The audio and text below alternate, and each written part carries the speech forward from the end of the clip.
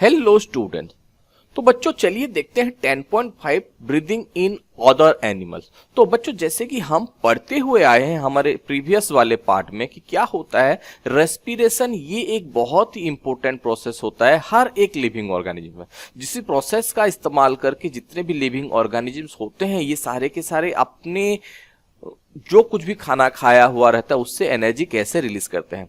तो ये जो रेस्पिरेशन का प्रोसेस होता है ये कैसे होता है, जैसे कि बात किया जाए बच्चों एनिमल्स में, एलिफेंट, लायन, काओ, गोट, इन सब में क्या होता है बच्चों, लंग्स प्रेजेंट होता है। या फिर हम लोग बोल सकते हैं कि क्या ह्यूमन में जिस हिसाब से रेस्पिरेशन होता है, या जैसे आपका गैसियस एक्सचेंज हो गया या फिर ब्रेकडाउन ऑफ फूड हो गया, ये सब ह्यूमन के जैसा ही होता है। बट क्या होगा अगर किसी भी ऑर्गेनिजम्स में अगर लंग्स ही प्रेजेंट ना हो।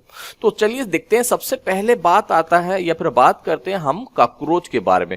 कॉकरोच जो कि एक इंसेक्ट है। तो यहाँ पे दिया गया है क्या बच्चों, एक कॉकरोच है small opening on the side of its body. तो कॉकरोच की जैसे कि साइड में देखते हैं बच्चों, तो क्या होता है यहाँ पे छोटे छोटे बहुत सारे ओपनिंग्स जो है वो प्रेजेंट होते हैं। हो गया। और उसी ओपनिंग्स को हम क्या बोल के कहते हैं बच्चों, स्पाइरैकल्स बोल के कहते हैं। और ये सारे के सारे जो छोटे छोटे ओपनिंग्स होते हैं ये किसके ऊपर प्रेजेंट रहते हैं, the insect have a network of air tubes like trachea, जिसको हम लोग ट्रैकिया बोल के कहते हैं। और उसी के ऊपर हमें क्या बहुत सारे छोटे छोटे होल्स देखने के लिए मिल जाते हैं थ्रू दिस स्पाइरैकल्स। यहाँ पे क्या होता है, इनमें गैसियस एक्सचेंज जो होता है ये वो लोग परफॉर्म करते हैं। And the oxygen rich air rushes through the spiracle. तो क्या होता है, ऑक्सीजन जो होते हैं ये स्पाइरैकल्स के थ्रू एंटर करते हैं into the tracheal tube. Spiracle से सबसे पहले आपका ट्रैकियल ट्यूब में एंटर करेंगे and diffuse into the body tissue. और यही ट्रैकियल ट्यूब्स के हेल्प से वो सारे के सारे बॉडी के अंदर मिल जाएंगे या फिर डिफ्यूज्ड हो जाएंगे। और सिमिलरली उनका रेस्पिरेशन प्रोसेस खत्म होने के बाद दे रिलीज कार्बन डाइऑक्साइड। हो गया। तो जो कुछ भी रहता है सबसे पहले हमें ये बात याद रखना है कि the gaseous exchange takes place through the spiracles और ट्रैकियल ट्यूब के हेल्प से ये क्या होता है, बॉडी में डिफ्यूज होता है। और वही सेम प्रोसेस से क्या होता है बच्चों, कार्बन डाइऑक्साइड भी क्या होता है वो बाहर रिलीज होता है। और वो भी कहां से रिलीज होगा बच्चों, वो स्पाइरैकल से ही रिलीज होगा। तो ये हम बोल सकते हैं कुछ ऐसे इंसेक्ट होते हैं जिनमें ये या फिर इसी ट्रैकियल सिस्टम जो है वो प्रेजेंट होता है। या फिर बोल सकते हैं सिर्फ और सिर्फ इंसेक्ट में ये सिस्टम हमें देखने के लिए मिलता है। उसी सेम हिसाब से अर्थवर्म में कैसे होता है रेस्पिरेशन का प्रोसेस देखते हैं। तो जैसे कि हम अपने स्टैंडर्ड 6 में पढ़े थे चैप्टर नंबर 9 में कि क्या होता है कि the earthworm breathe through their skin, क्योंकि उनका स्किन जो होता है वो बच्चों वो बहुत ही मॉइस्ट एंड स्लिमी होता है।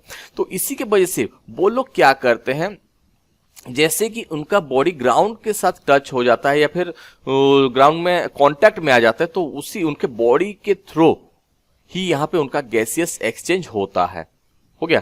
बट उसी जगह पे हम फ्रॉग का अगर बात करते हैं, फ्रॉग के पास क्या होता है बच्चों, ह्यूमन के जैसा लंग्स भी प्रेजेंट रहता है और उनका बॉडी भी जो रहता है वो मॉइस्ट एंड स्लिपरी होता है। तो क्या हम बोल सकते हैं कि जब भी फ्रॉग लैंड में होते हैं तो they generally use their lungs. तो वो लोग उसी टाइम पे क्या करते हैं, वो अपना लंग्स का इस्तेमाल करते हैं। बट जब भी वो वाटर में होते हैं तो अपने बॉडी का या फिर वो अपने स्किन का ही इस्तेमाल करेंगे फॉर द गैसियस एक्सचेंज के लिए। क्योंकि हम सबको पता है बच्चों की क्या होता है, फ्रॉग जो होता है ये एक एम्फीबियन होता है।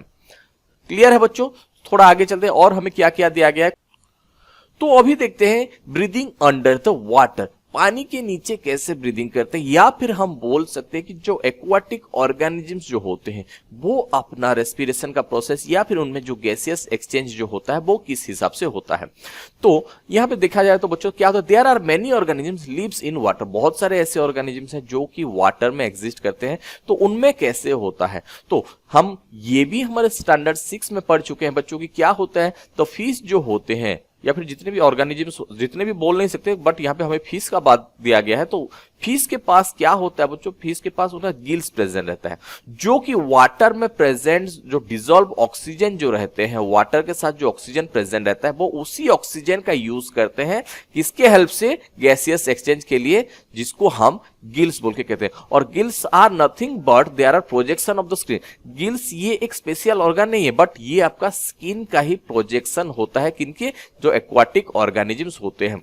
और उसी गिल्स में क्या होता है बच्चों, बहुत सारे बहुत सारे ब्लड वेसल जो होते हैं वो सप्लाइड होते हैं, ताकि जब भी गैस यहाँ पे पहुंचे, इनके गिल्स में पहुंच जाए, तो इसी गिल्स के थ्रू वो जो ऑक्सीजन जो होता है बच्चों, वो आपका ब्लड वेसल को सप्लाई हो जाए और all over the body parts में ये जो है वो ट्रांसफर हो जाए बच्चों। तो द फिश रेस्पायर थ्रू और the gaseous exchange takes place through the gills. हो गया, जो फिशेस जो होते हैं इनमें गिल्स के थ्रू गैसियस एक्सचेंज होता है। तो अभी बात आता है कि जितने प्लांट्स होते हैं क्या वो भी रेस्पिरेशन परफॉर्म करते हैं? हाँ बच्चों, क्योंकि जो प्लांट्स भी होते हैं ये भी एक लिविंग ऑर्गेनिजम्स ही हैं, तो इनको भी एनर्जी का रिलीज का रिक्वायरमेंट रहता है। तो प्लांट किस हिसाब से अपना रेस्पिरेशन प्रोसेस जो है वो परफॉर्म करते हैं, चलिए देखते हैं। तो like other organisms the plant also respire for their survival. तो ये भी क्या करते हैं, प्लांट भी अपने जिंदा रहने के लिए वो अपना रेस्पिरेशन प्रोसेस परफॉर्म करते हैं। हो गया, they also take in oxygen from the air. ये भी क्या होते हैं, ऑक्सीजन लेते हैं एयर से and give out carbon dioxide. तो बच्चों यहाँ पे थोड़ा सा कंफ्यूजिंग यही होता है कि हम देखते हैं कि प्लांट जो होते हैं वो कार्बन डाइऑक्साइड यूज करते हैं। हाँ बच्चों, प्लांट जो होते हैं वो कार्बन डाइऑक्साइड यूज करते हैं for the process of photosynthesis. Photosynthesis के टाइम पे उनको कार्बन डाइऑक्साइड का रिक्वायरमेंट जरूरत होता है, बट उनका जो फूड जो कुछ भी वो बनाते हैं या फिर उसी से एनर्जी जब भी वो रिलीज करना चाहते हैं, उनके लिए उनको क्या ऑक्सीजन का रिक्वायरमेंट होता है। तो in the cell oxygen is used break down the glucose into carbon dioxide in water. तो वही सेम प्रोसेस प्लांट में भी होता है बच्चों, वो भी ऑक्सीजन का यूज करते हैं किसमें, और जो फूड जो रहता है या फिर जो कुछ भी खाना या फिर जो ग्लूकोज उनके सेल में प्रेजेंट होता है, उनसे कार्बन डाइऑक्साइड एंड वाटर को रिलीज किया जाता है, like in the same manner. जितने भी लिविंग ऑर्गेनिज्म ये प्रोसेस आपका सेम रहता है। In plant each part independently take in oxygen from the air and give out carbon dioxide. तो प्लांट क्या होते हैं, प्लांट जो होते हैं वो बहुत ही लंबे लंबे होते हैं, आप लोगों को नॉर्मली पता है। अगर ह्यूमन का हाइट का बात किया है तो वो मैक्सिमम 7 या 8 फीट होता है, लेकिन प्लांट का जो हाइट का बात किया जाता है वो मिनिमम जो होता है वो 6 to 7 फीट होते ही हैं बच्चों। तो प्लांट को क्या होता है, हर एक पार्ट जो रहते हैं वो इंडिपेंडेंटली वो जो है वो अपना अपना ऑक्सीजन का रिक्वायरमेंट को वो खुद से ही फुलफिल करते हैं और वो रिलीज करते हैं कि क्या, carbon dioxide. You have already learn in chapter 1 that the leaves of the plant have tiny pores called stomata. जैसे कि हम लोग अपने चैप्टर नंबर 1 में ही पढ़े हैं कि प्लांट के पास क्या होता है, छोटे छोटे पोर्स प्रेजेंट होते हैं जिनको हम स्टोमाटा बोल के कहते हैं, और उसी स्टोमाटा के थ्रू लीव्स क्या करते हैं, अपना गैसियस एक्सचेंज करते हैं। सबसे पहले बात यही होता है। तो बाकी के पार्ट का अगर बात किया जाए तो क्या होगा यहाँ पे, तो like other living cells of the plant the root cell also need oxygen to generate energy. तो रूट को भी जो रहता है इसको भी रिक्वायरमेंट रहता है कि या ऑक्सीजन का रिक्वायरमेंट रहता है, और ये सारा का सारा ऑक्सीजन कहाँ पे मिलता है, तो जो एयर स्पेसेस प्रेजेंट है। जैसे कि बच्चों मान के चलो कि ये अगर हमारा सॉइल पार्टिकल्स हैं, ये सारे के सारे अगर हमारे सॉइल पार्टिकल्स हैं,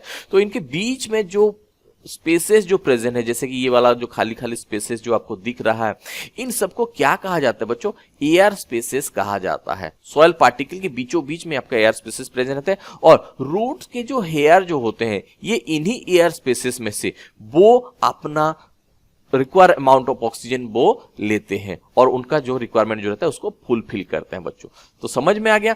तो यहां पे एक बात आता है कि क्या, can you guess what would happen if the potted plant is over water. अगर मान के चलिए कि हम लोग एक प्लांट को ओवर वाटर कर देते हैं, मतलब ज्यादा से ज्यादा पानी दे देंगे, तो ज्यादा से ज्यादा पानी अगर इनको हम दे देते हैं तो क्या होगा, ये सारे के सारे एयर स्पेसेस जो होते हैं बच्चों ये फुलफिल हो जाएंगे, या फिर आपका जो फिलअप हो जाएंगे, या फिर बोल सकते हैं कि इनमें जो कुछ भी एयर प्रेजेंट रहेगा ये सारे के सारे बाहर निकल जाएंगे।